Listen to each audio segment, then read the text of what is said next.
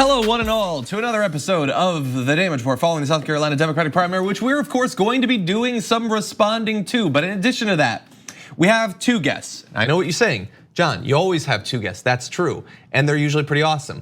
But we also have awesome guests that overlap in topic today. We've got reps of two of the biggest activist organizations that are fighting the climate crisis around the world today. The Sunrise Movement and 0 Hour. We have guests who are going to be representing both of those organizations throughout the week. In addition to that, though, we're going to be touching base with some of the sort of last-minute campaign strategies of Mike Bloomberg and Pete Buttigieg as we approach Super Tuesday.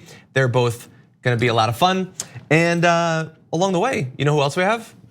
Jayar Jackson. Contractually obligated since it is Jayar Wednesdays. You have to. I mean, there's even if I'm not here, you still have to call it that. It's just the way it works. I called the live video earlier today, Jayar Wednesdays. It's a trademark. Let's not overlook the fact, of course, John Ireland made his debut on CNN last night, killed it.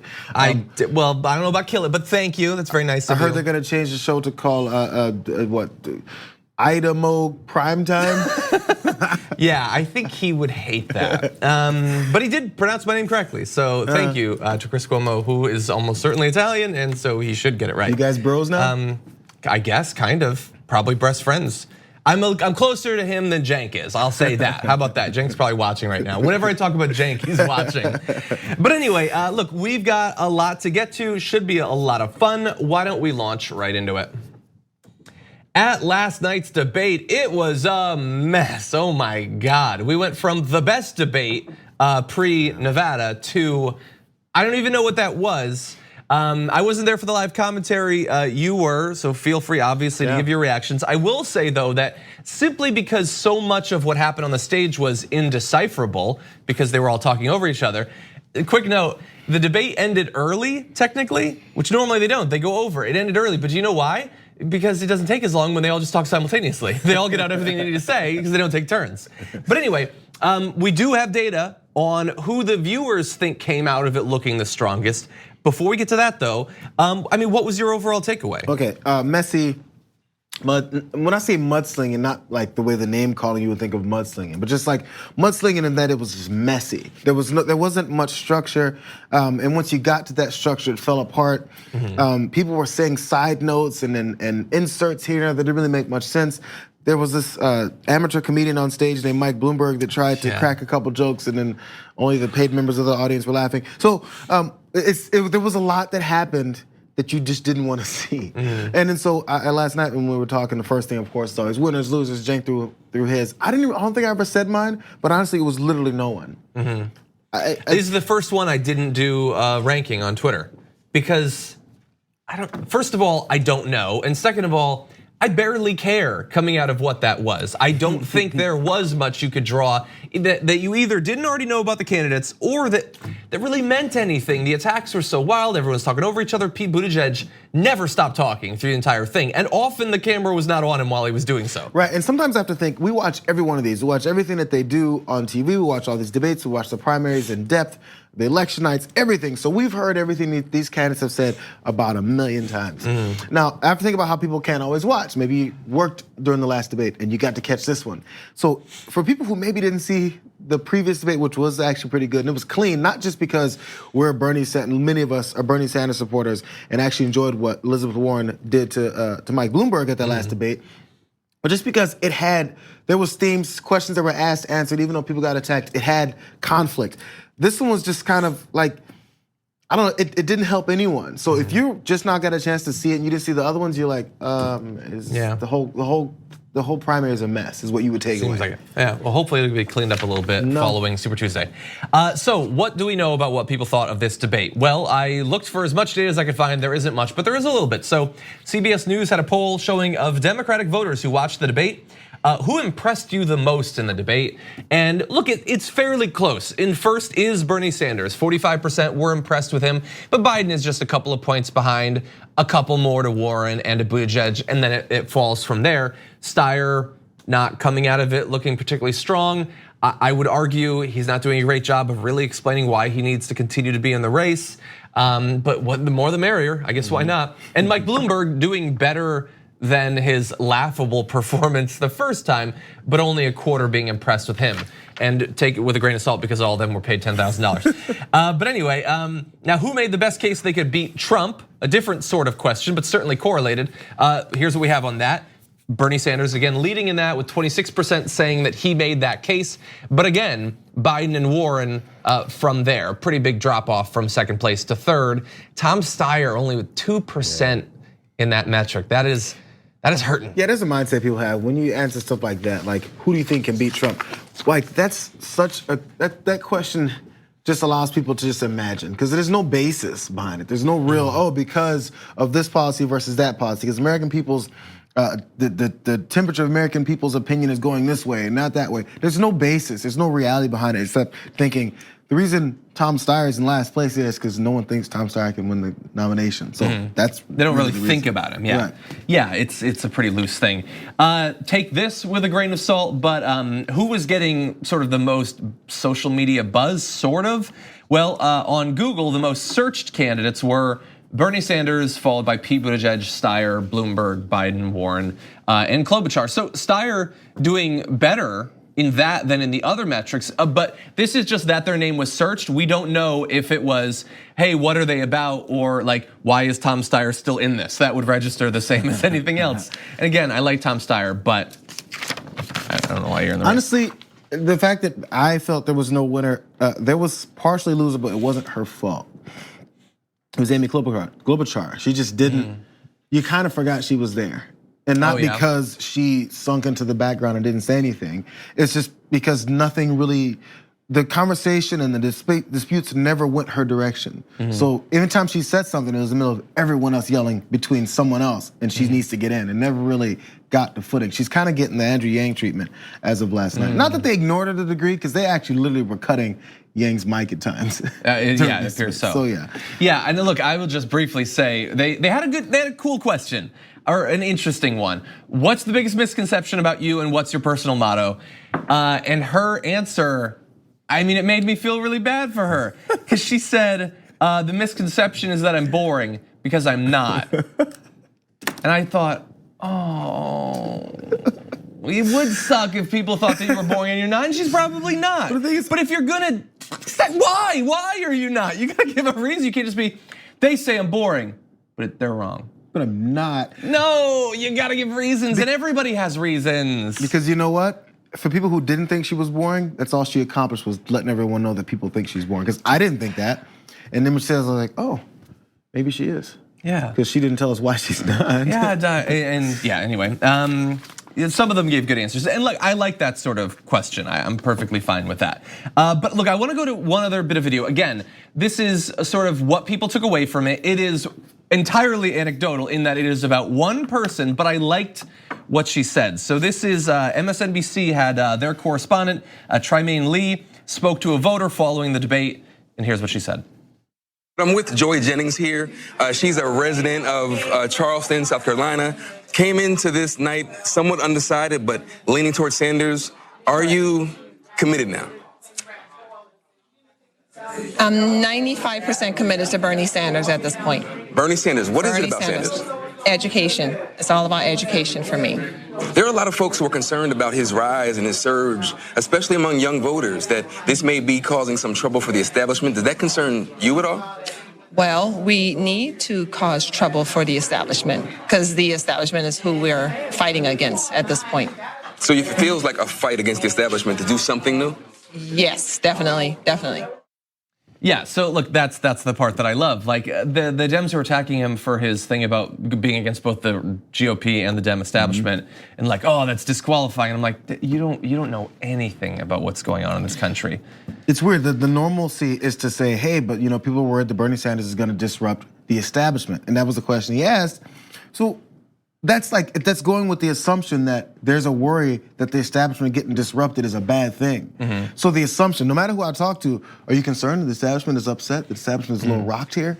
And to be clear, I'm not criticizing Trymaine Lee. He's just saying what people are saying. Absolutely. He's not expressing his own opinion. That's a very normal question. That's a question you'd expect to ask because that is the normal thought process. And now it's beginning to get shaken and people think, oh, maybe it's okay to challenge the establishment. Remember back in the day in Living Color, Homie the Clown? I who kept do, bopping actually. people, Yeah. he was always talking about the man. The man is the establishment. So that is the basis. Anyone else who's not in charge and got money and is a rich old white guy, that's the persona of the man. Then I can't wait for the Photoshop of Sanders as Homie the Clown, but you want to upend that. You don't want that to continue because they don't care about anyone else but themselves. Yeah. The man is a problem. So why would you then think the normalcy is, hey, the man might be upset? You'd be like, hell yeah, he is. That's what I'm going after. Yeah, he should be upset because we've been upset. Okay, very briefly, we have to talk about this. You might have noticed that there was a lot of yelling at the debate last night. Not all of it coming from the stage. Some of it was coming at the stage. And the things that were being booed didn't necessarily make a great deal of sense to me. So here's an example. Very much. Mayor Bloomberg has a solid and strong and enthusiastic base of support. Problem is, they're all billionaires. Now, if you look. That's the greatest. Whoa. But anyway, criticizing billionaires does not get you booed outside of rooms with billionaires or people who are working on behalf of billionaires. Yeah, people looking to become billionaires because they think if they get their, $5,000, whatever they got, that makes them billionaire status or accepted into the club. No, they're just still using you. But no, the best part, obviously, as you pointed out, was a whoa. Whoa. Yeah, because he knows he does not get booed when he says that. Not just at rallies, but at debates too. Yeah, it's funny because it's supposed to be like a disruptive thing, and Sanders is supposed to go, oh, the crowd's against me. Instead, he went, you see what your people are doing? Can we go to one more example though? Because that, look, I don't buy the booing about that, but this even less so. Here's another moment. Oh, at least I didn't have a boss who said to me, kill it. The way that Mayor Bloomberg never alleged said to that. have said to one of his pregnant employees. People want a chance to hear. People want a chance to hear from the women who I never said that. I want to allow the mayor for the record, if she was a teacher in New York City, she would never have had that problem. We treated our teachers the right way, and the unions will tell you exactly that. Well, Mayor Bloomberg, Senator. Okay, so here's the thing. When she says that line and there's booing, hypothetically, they could have been booing the person who is alleged to have told the pregnant employee to kill it. But the raucous cheers for if she had been, like, you don't get rousing boos of a woman who's pointing out sexual harassment and sexual discrimination in a rational crowd. Yeah. Now, I'm not saying anything. I can't say for sure what happened. I know there were some theories going around that he had bought up all the tickets. Supposedly that didn't happen, but we do know that at one point the tickets were advertised as costing between $1,750 and $3,200. And so even if Bloomberg himself didn't buy those and give them to people, if they were bought by people who can afford to spend $1,700 to $3,200 to go to a 2-hour political debate.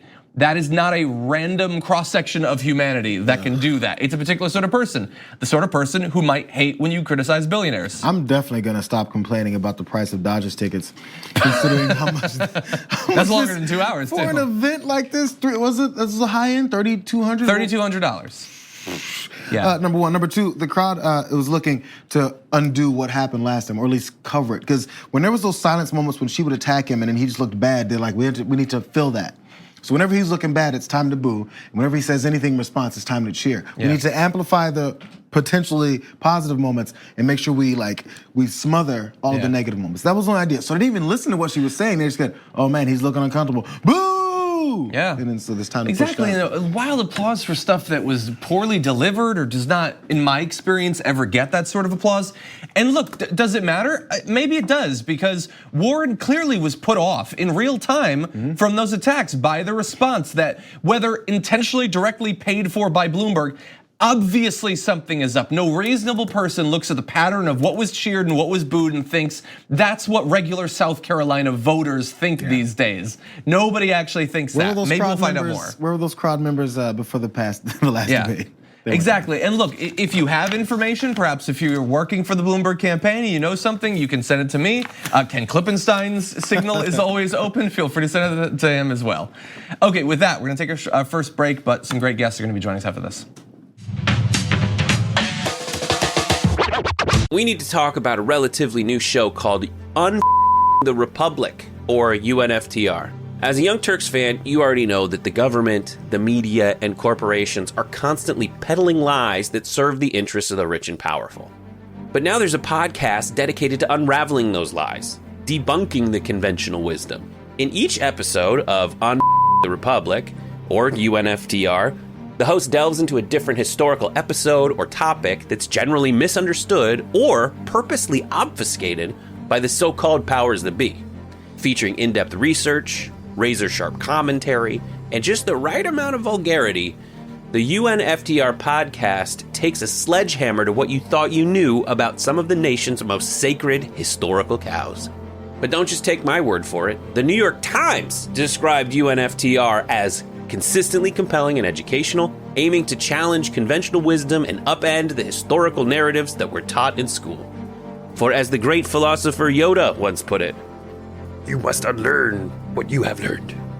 And that's true whether you're in Jedi training or you're uprooting and exposing all the propaganda and disinformation you've been fed over the course of your lifetime. So search for UNFTR in your podcast app today and get ready to get informed, angered, and entertained all at the same time.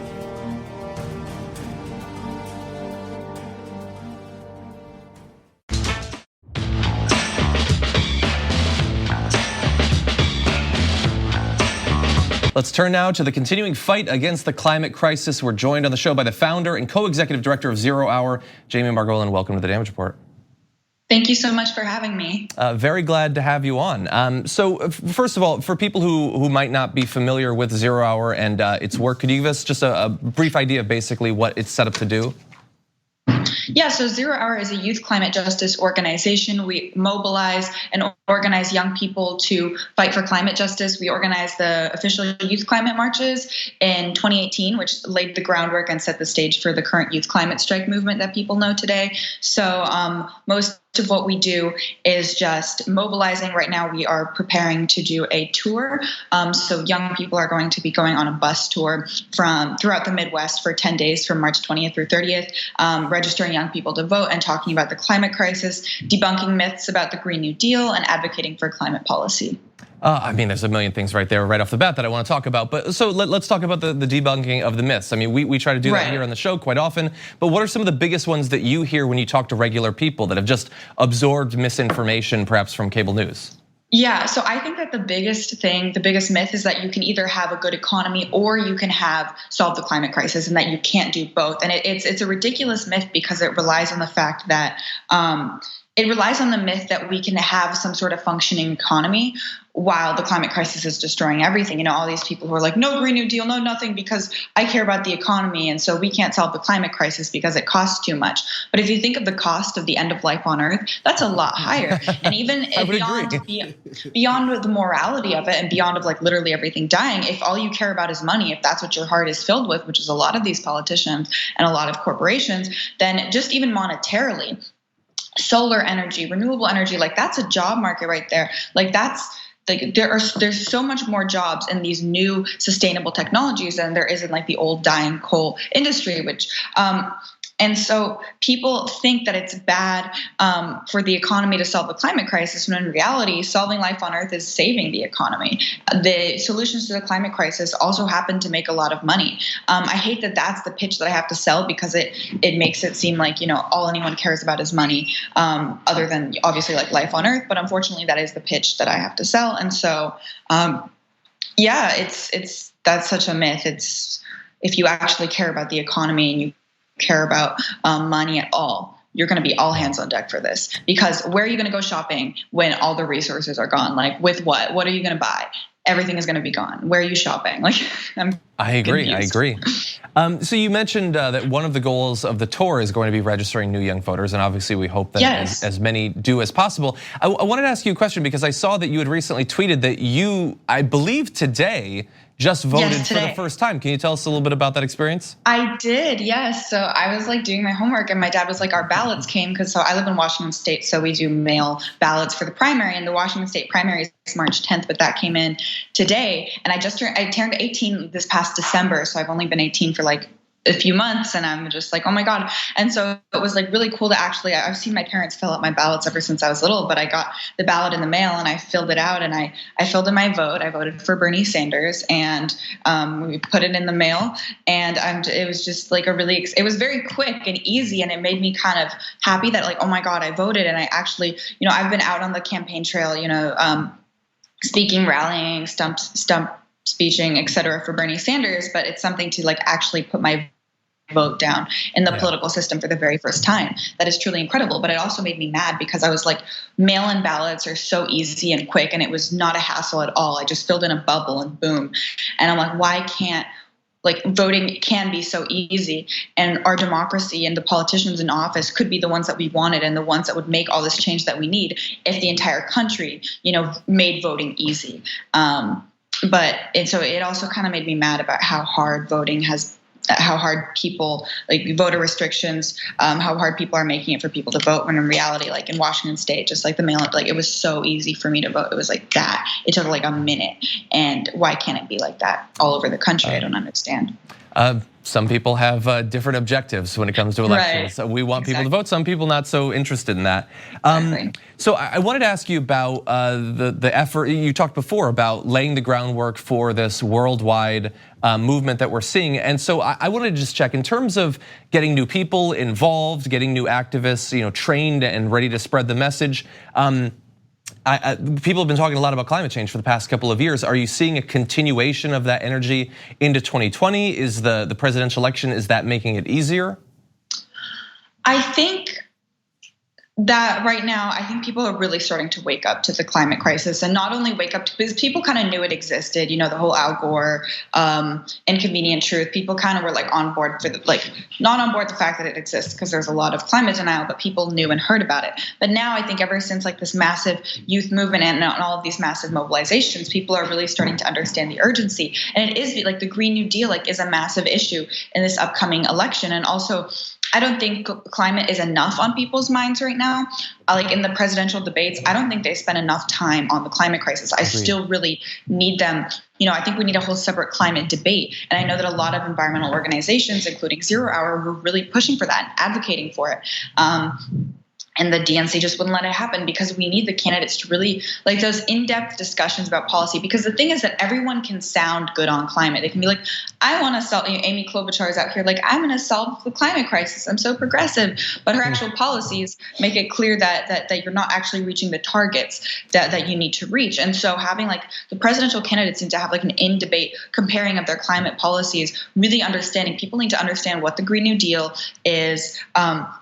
People need to understand how candidates are different and what actually needs to happen in order to solve this issue. Because what's happening is people are going by cheap words. Bloomberg can be out here saying, I'm great on climate. I donated this much. But if you see the actual policies are not enough. That conversation hasn't been had yet. So I think we're starting to get there, but we're really far from where we need to be. It's not. This issue is so urgent. It should be on the front page of every newspaper every day. There should be a climate update. It should be something that everyone's always thinking about, because what is more important than literally the threat of the end of life on Earth? And that's not me sounding apocalyptic. That's just saying the facts. And the fact that people aren't treating it with that urgency is really concerning. I agree. And I wanted to make sure that we mentioned that you're actually publishing a book coming out, I believe, in June. Called Youth to Power. I believe we have a picture of it. Your voice and how to use it. Yes. With a foreword by Greta Thunberg, which is a pretty big get. Yeah, she's a friend of mine.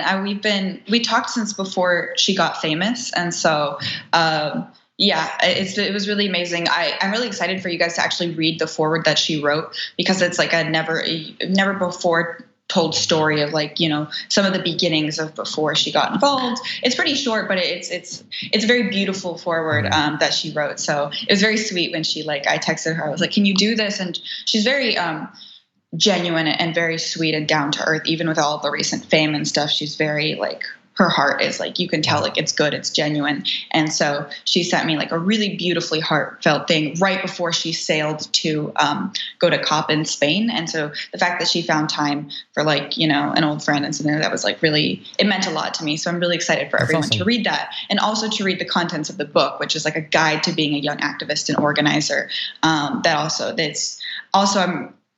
I'm also excited for you guys to see Ken Burns, the documentary filmmaker, wrote like a blurb for the book as well. Awesome. There's a lot of exciting stuff in there. That's awesome. Well, I'm certainly looking forward to reading it. Yeah, it's great that she found the time to do that. I don't know how you found the time to write a book when you were literally still doing homework and traveling across the country as a surrogate for presidential candidate.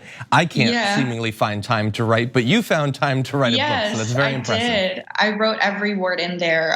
No ghostwriter, no nothing. It was just me in front of my computer. I would get off a conference call and then I would go write, and it's a book, a guide to being a young activist and organizer, and pretty much your field guide, everything you need to know, everything that I wished I had when I was starting my activism and I didn't have a guide out there. I didn't have someone guiding me who was in it. And so I would be in it. I would go to a rally, I would do my work, and then I would go back and add to the book. And so it was very it's the things that people will get in there. And you can go to youthtopowerbook.com to pre-order and to learn more about the book. But the things in there are very genuine. They come from someone who's in the trenches versus someone from an observer status. So awesome. Excited for people to read. Awesome. Well, Jamie Margolin, founder and co-executive director of 0 Hour, thank you again for joining us. Really appreciate it. Thank you for having me. I want to take a short break here. When we come back, a little bit more on the Dem primary after this.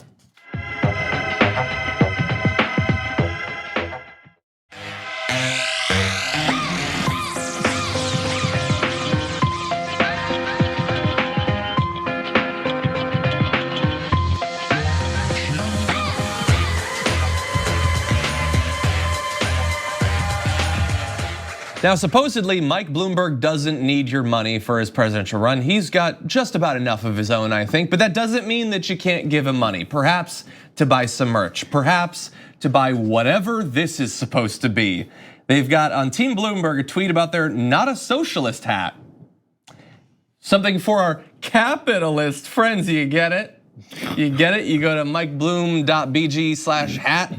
You can get a hat that says not a socialist on the front and bring in the boss on the back, because that's a thing people would wear. Yeah, what does that mean?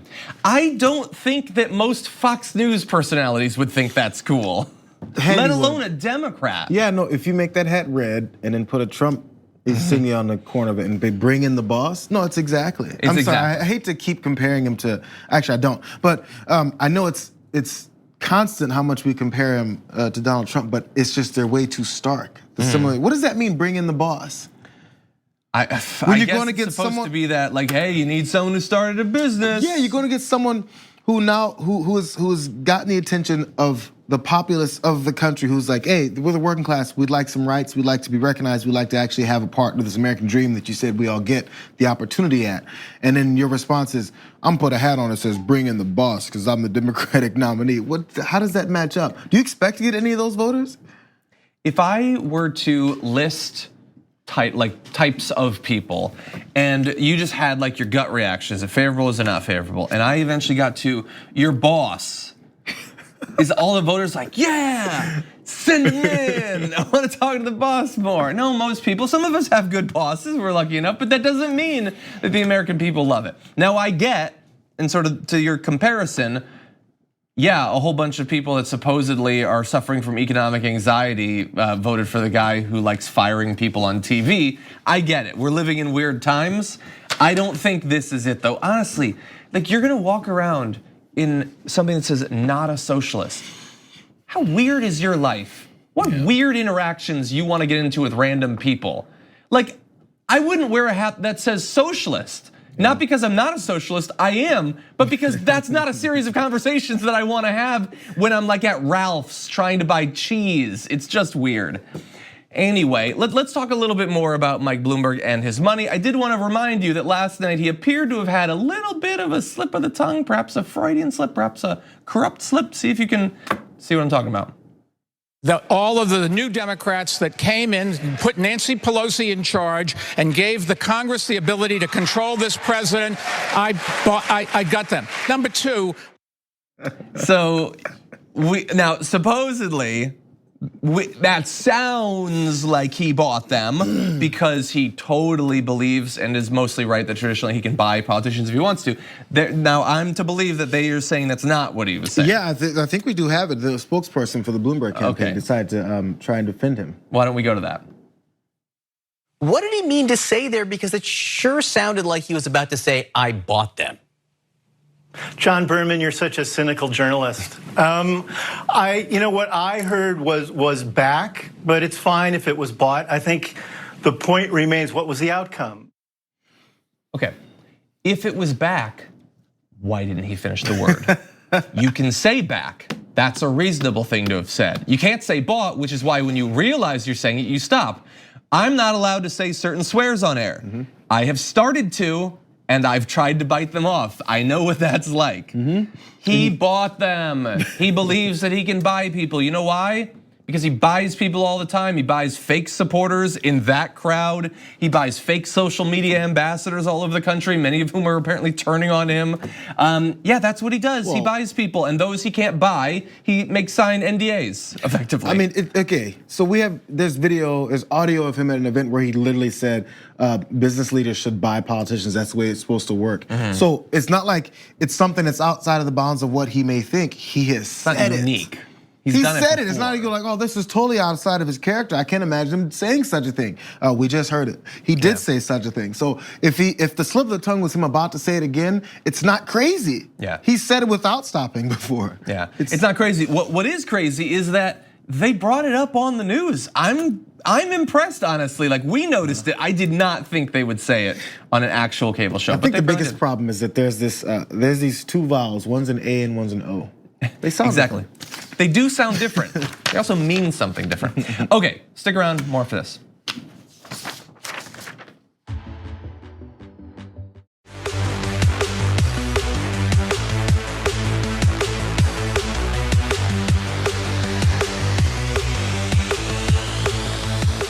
We talk a lot about the climate crisis on this show, but we want to make sure that you don't just get educated about it and what needs to be done, but that you actually become a part of the solution, perhaps by joining an organization that is organizing to stop the climate crisis that we're currently facing.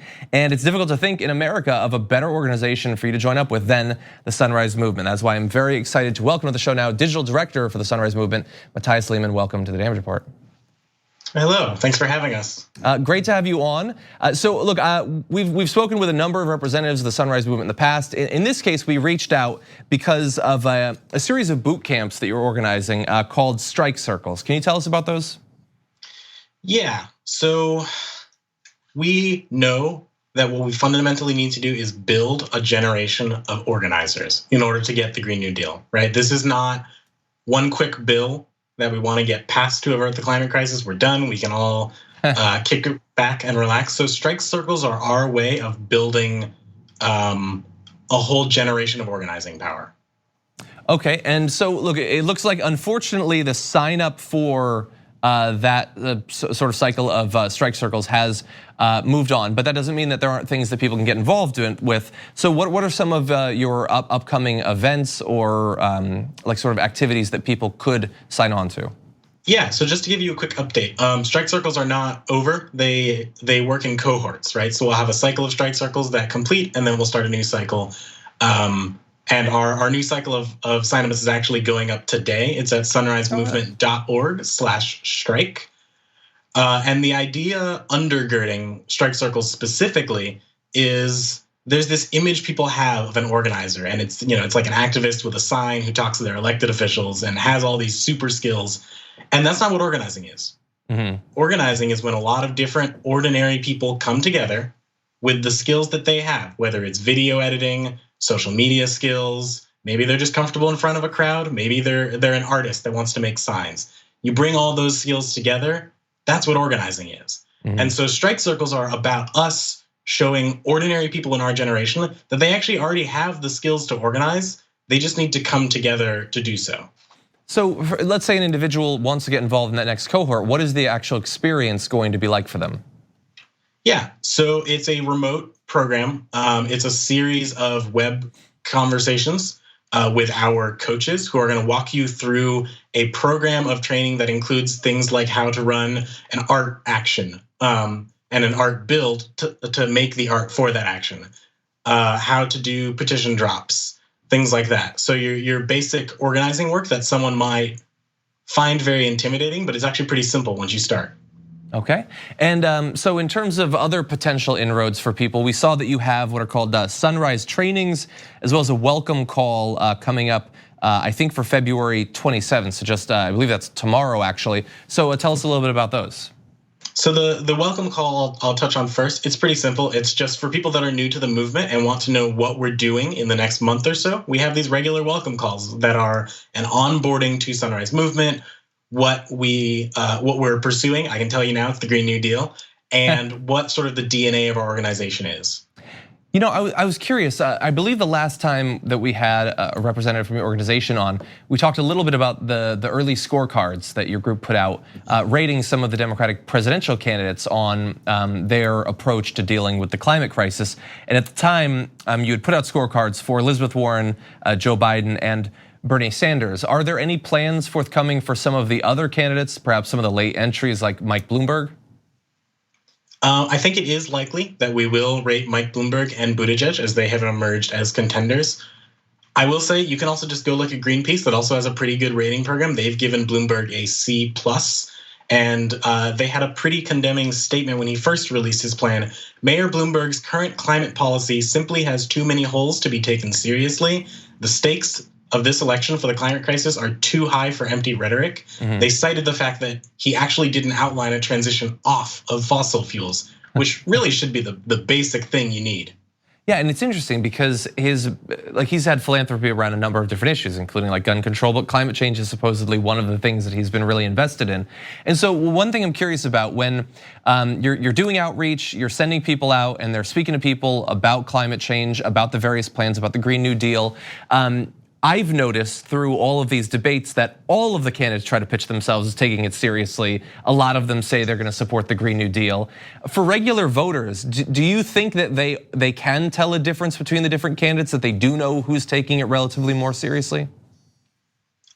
I think voters don't get fooled very easily. We have this image of like campaigning being this high-tech thing and the voters are taken in by the spectacle. But if you look at what happened in Nevada, the plurality of people who listed climate change as their top issue voted for Sanders. And I think a lot of what the different lens that candidates have that allows them to all say they're the climate champion is because climate change is a little bit of a nebulous issue in how people talk about it. It's sort of a Rorschach test. And so when Bloomberg or Biden talk about climate change, they're talking about reducing emissions, that's it. And what that focuses on is the future, but it doesn't look at the ways in which the fossil fuel industry and our fossil fuel economy have actually harmed people in the present as well. It doesn't address the years of inequality around pollution in majority, minority communities that leads to things like asthma, heightened cancer rates, et cetera. These are all part of climate change. And so any climate change plan that isn't fundamentally a climate justice plan is gonna leave those people out in the cold. And that sort of distinction is why I think it's even more important that climate change receive more than just sort of shallow once-over approach in our debates. And unfortunately, that's for the most part what we've been getting so far. But it's great that there are organizations like Sunrise to make sure that people do get the information that they need. So thank you for all of your efforts. Thank you. And we've given people different ideas of how they can get involved with the different group, And so Mattias gave some great information there. And so if you're interested, definitely take a look. There are multiple ways that you can get involved. With that, we're gonna take one last break.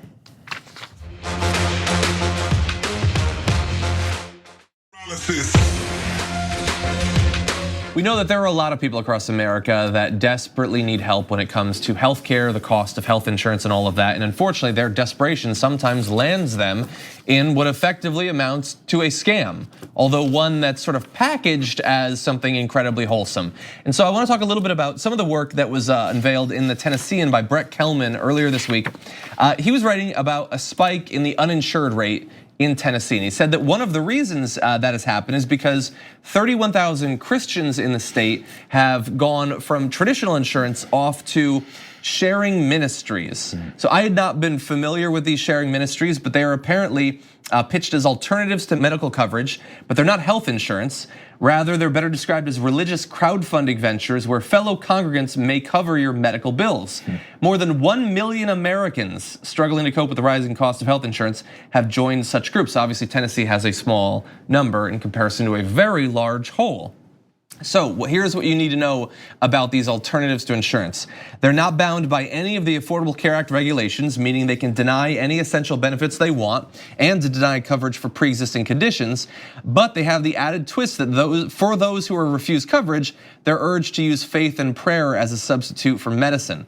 According to Kelman, these groups don't actually guarantee any payment. And if you break their rules by, for instance, smoking pot or having unmarried sex, you're on your own. And you don't get your money back that you've been putting in. And it can be a substantial amount. Let me give one example very briefly. So there's one group, Samaritan Ministries, refused to pay medical expenses for a child named Blake Colley, whose family owed hundreds of thousands of dollars after he was hospitalized for a brain aneurysm. Samaritan Ministries, despite charging hundreds in premiums, does not cover any hospitalization over $250,000 and instructs patients who are denied to, quote, just trust God. To put it in perspective, because you might think, well, maybe these are really inexpensive at least.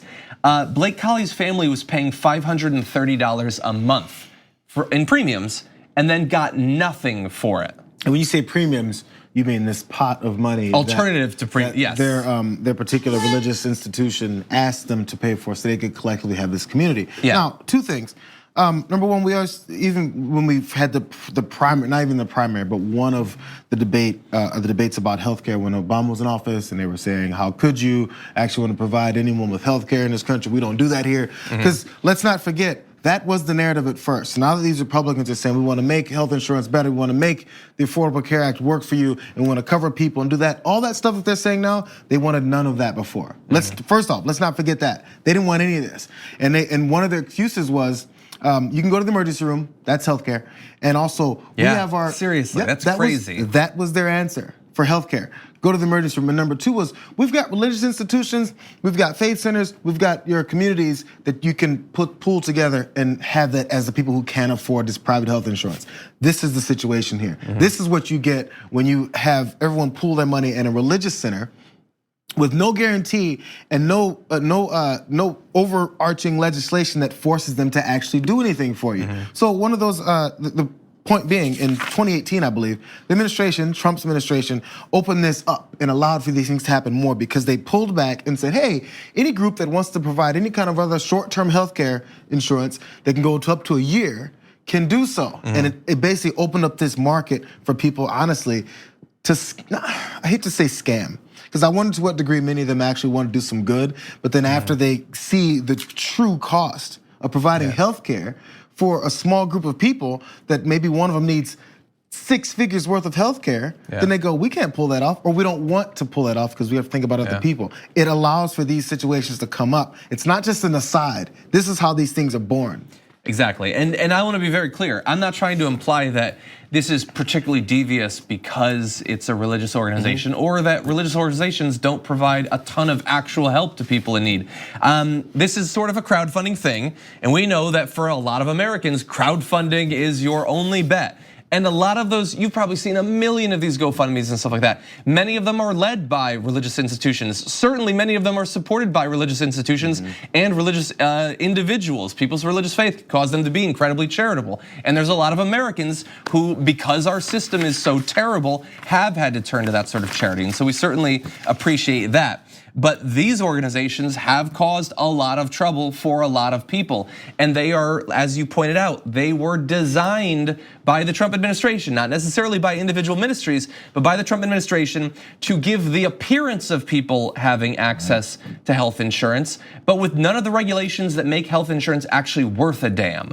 That was what we had back before the ACA. Some people had plans that were still incredibly expensive, wouldn't actually cover any things, but sort of technically value of health insurance, the ACA didn't just expand access to health insurance, it made the health insurance actually mean something. It has tons of its own problems, but that was one of the things it actually did. And we've been moving the exact opposite direction over the past few years. Yeah, if you allow rogue things like this to happen, then rogue results will come. And it's just the way it is. You can't have just a random doctor do whatever he wants. Say, I'm a doctor, I'm gonna do some surgery on you. No, you have to be under the right rule of law to do it. Yeah, exactly.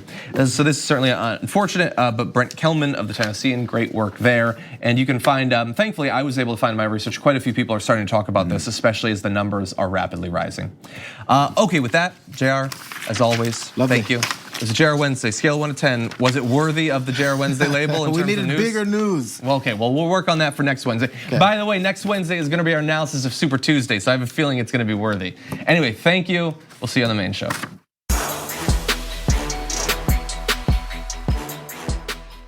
Thanks for listening to the full episode of The Damage Report. Support our work, listen ad-free, access members-only bonus content, and more by subscribing to Apple Podcasts at apple.co/TYT. I'm your host, John Adarola. I'll see you soon.